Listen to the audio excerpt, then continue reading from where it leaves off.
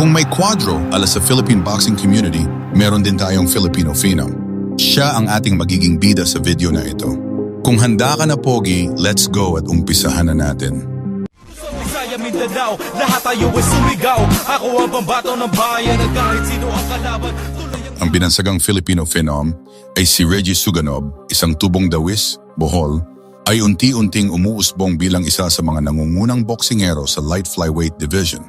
Sa kanyang angking galing at determinasyon, mabilis niyang itinatag ang kanyang pangalan sa mundo ng professional na boxing. Sinimulan ng ating bida ang kanyang profesional na karera sa boxing noong Nobyembre 24, 2018. Mula sa kanyang unang laban, ipinakita na niya ang kanyang potensyal sa pamamagitan ng isang impresibong winning streak. Ang kanyang estilo ng pakikipaglaban ay orthodox. Isa sa mga pinakamahalagang laban sa karera ni Suganov ay ang kanyang pagharap kay Sivenathi Nonshinga ng South Africa para sa International Boxing Federation World Light Flyweight title. Bagamat hindi pinalad na manalo, ang karanasang ito ay nagsilbing malaking aral at nagpatibay sa kanyang hangaring makamit ang isang world title. Hindi nagtagal, muling ipinamalas ni Suganov ang kanyang husay nang talunin niya si Ronald Chacon ng Venezuela. Sa labang ito, napanalunan niya ang World Boxing Organization Global Light Flyweight title, isang makabuluhang tagumpay na lalong nag-angat sa kanyang katayuan sa pandaigdigang eksena ng boxing. Ipinamalas ni Reggie Filipino phenom Suganov ang kanyang kahusayan at determinasyon matapos dominahin ang veteranong boksingero mula sa Venezuela na si Ronald Chacon sa kanilang laban noong Nobyembre 4, 2023 na ginanap sa Bohol Wisdom Gymnasium. Sa isang laban na nagpakita ng kanyang superior na bilis at technique, wagi si Suganov sa pamamagitan ng isang lopsided unanimous decision upang makuha ang bakanting World Boxing Organization WBO Global Light Flyweight title.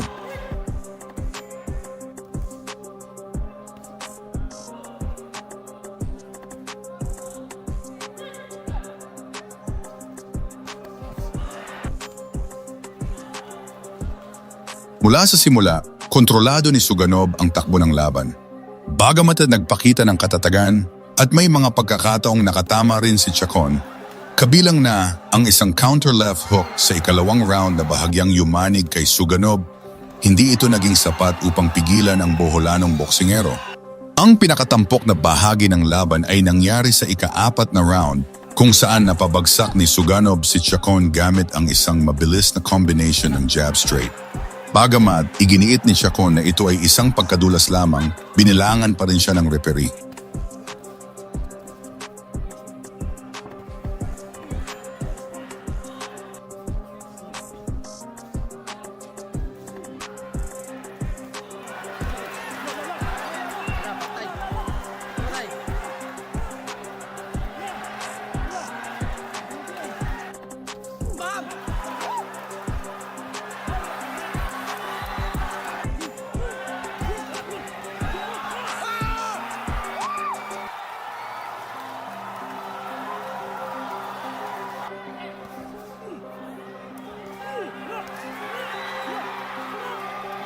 Sa mga sumunod na round, patuloy na pinahirapan ni Suganov si Chacon gamit ang mga matutulis na suntok sa katawan. Dahil dito napilitan si Chacon na mas maging depensibo at umiwas sa mga atake ni Suganov. Sa kabila ng katapangan na ipinakita ng Venezuelan, malinaw ang pangingibabaw ng Pilipinong boksingero. Pagkatapos ng 12 round, iginawad ng mga hurado ang isang malinaw na panalo para kay Suganov. 119-108 Edward Legas, 119-108 Martino Redona, 120-107 Neil Pappas. Ito ang kanyang pagbabalik matapos matikman ang unang pagkatalo sa kanyang professional na karera sa isang world title fight sa South Africa. Ang pagkapanalo ng WBO Global Belt ay hindi lamang nagbigay sa kanya ng isang regional na titulo, kundi nag-angat din sa kanyang rango sa WBO at muling nagbukas ng pinto para sa isa pang pagkakataon na lumaban para sa isang world title. Matapos ang matagumpay na laban ng ating bida, laban sa undefeated na pambato ng Valenzuela, ay muling nagpakitang gilas at pinataob si Ishizawa sa isang madugong laban. laban sa Hapones na si Kai Ishizawa sa kanilang World Boxing Organization Global Light Flyweight Title Fight noong Abril 30, 2024 sa Kumong Ball Anon 15 na ginanap sa Holy Name University Gymnasium sa Tagbilaran City, Bohol. Ipinamalas ni Suganov ang kanyang katatagan at galing matapos niyang manalo sa pamamagitan ng isang technical knockout na tinatawag na TKO sa ika-8 round sa kabila ng maagang pagsubok na kanyang hinarap.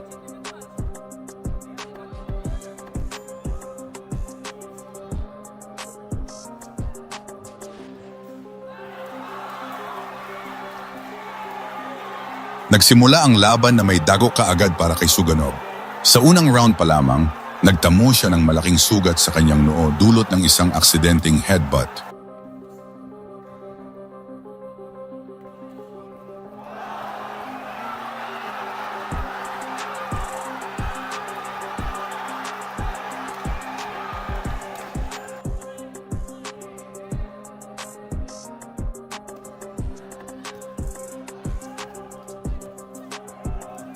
Sa kabila ng pag-agos ng dugo na nakakaapekto sa kanyang paningin, hindi nagpatinag ang Pilipinong boksingero.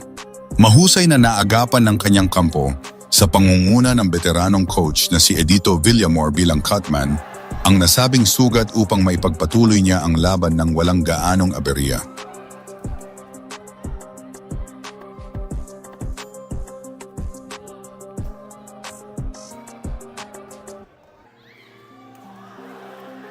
Sa gitnang round, ipinakita ng ating bida kung bakit siya ang kampeon. Ginamit niya ang kanyang bilis at husay sa counter-punching upang dominahin si Ishizawa. Bagamat kilala sa kanyang lakas at pagiging agresibo, nahirapan ang Hapones na makasabay sa walang tigil na opensiba ni Suganov.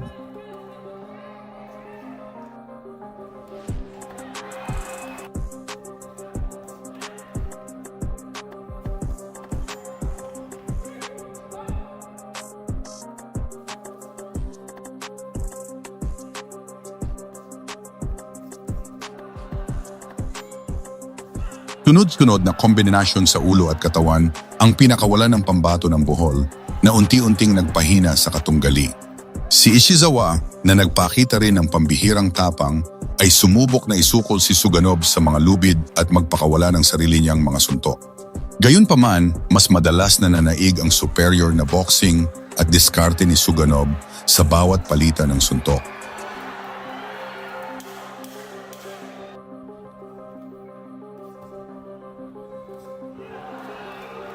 Tatapos ng bakbakan ay nagsimula sa ika-8 round.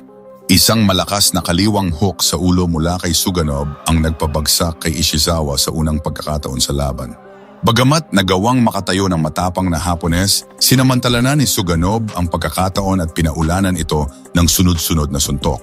Dahil sa walang humpay na birada, muling bumagsak si Ishizawa.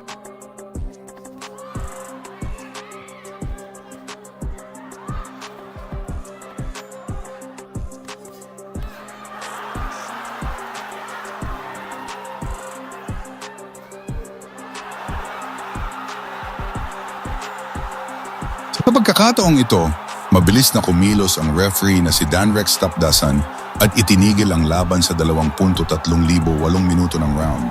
Kasabay nito, isinuko na rin ang kampo ni Ishizawa ang laban sa pamamagitan ng paghahagis ng tuwalya upang maiwasan ang mas malalang pinsala sa kanilang boksingero.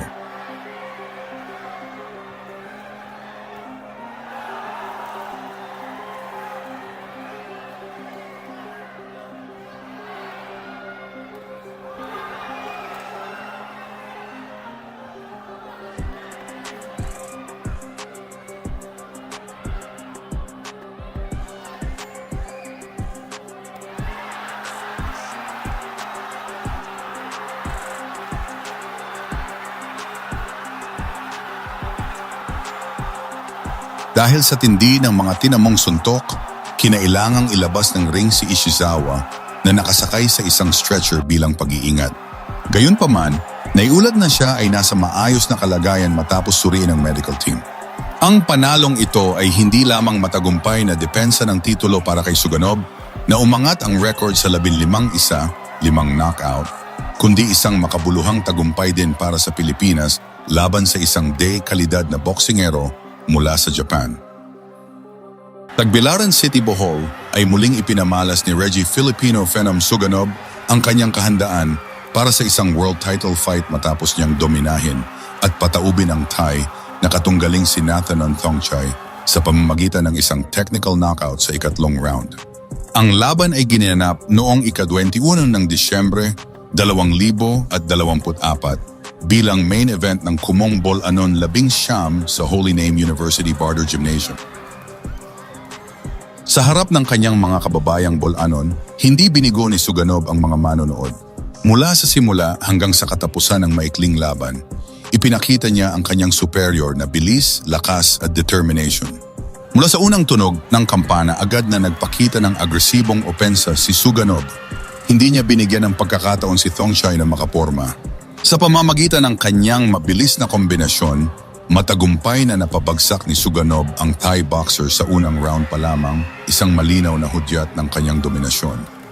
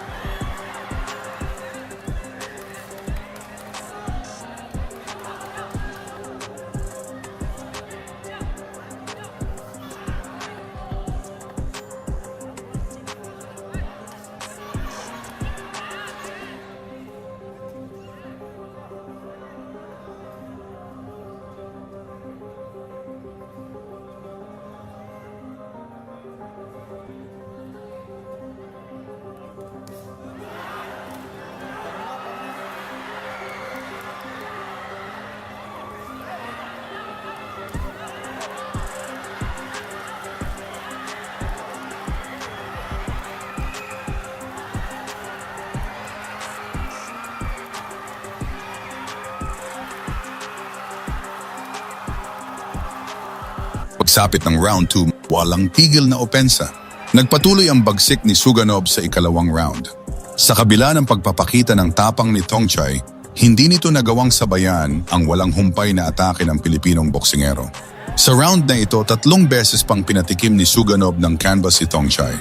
Bagamat nakakatayo pa ang matatag na Thai, kitang-kita na ang pinsalang tinatamo nito mula sa sunod-sunod na suntok ni Suganov.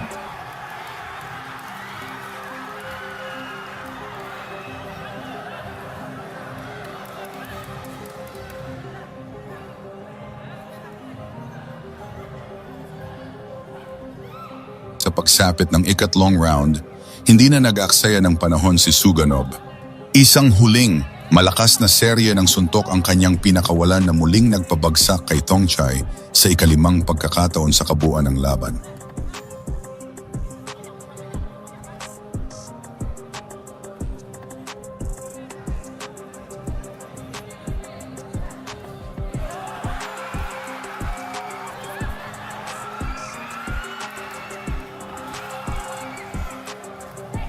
Dahil dito, wala nang nakitang dahilan ang referee para ipagpatuloy pa ang tunggalian at kaagad na itinigil ang laban sa ika-58 segundo ng round. Kung panalong ito ay nagpanatili sa World Boxing Organization Global Light Flyweight Belt ni Suganov at nag-angat sa kanyang professional record sa 16 na panalo, 1 talo at 6 na knockouts. Mas mahalaga, ang dominanting pagtatanghal na ito ay nagsilbing malakas na mensahe sa kasalukuyang World Boxing Organization Light Flyweight World Champion. Ang kanyang kasalukuyang WBO Global Light Flyweight title ay nagpapanatili sa kanya bilang isang pangunahing kalaban para sa isang world title shot. World Boxing Organization, WBO. Si Suganov ay kasalukuyang may hawak ng pinakamataas na rango sa WBO bilang number 1 contender. Siya rin ang kasalukuyang World Boxing Organization Global Light Flyweight Champion Isang titulo na nagpapatibay sa kanyang posisyon sa organisasyon. World Boxing Council, WBC. Sa ilalim ng World Boxing Council, si Suganov ay nakaposisyon bilang ika-6 sa ranggo sa light flyweight division. The Ring Magazine.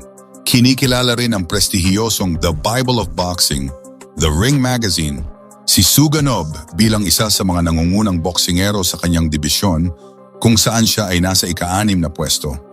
International Boxing Federation or IBF. Sa International Boxing Federation, si Suganov ay kasalukuyang nasa ika-8 na ranggo. World Boxing Association, WBA. Ang kanyang ranggo sa World Boxing Association ay ika-13 sa light flyweight division. Sa kasalukuyan, si Suganov ay may impresibong professional boxing record. Patuloy siyang nagsusumikap upang muling makakuha ng pagkakataon na lumaban para sa isang world title, dala ang pag-asa ng kanyang mga kababayan. Ang kanyang kwento ay isang patunay ng sipag, tiyaga at pusong palaban ng isang atletang Pilipino. Hanggang dito lang tayo mga pogi, muli salamat sa laging panonood.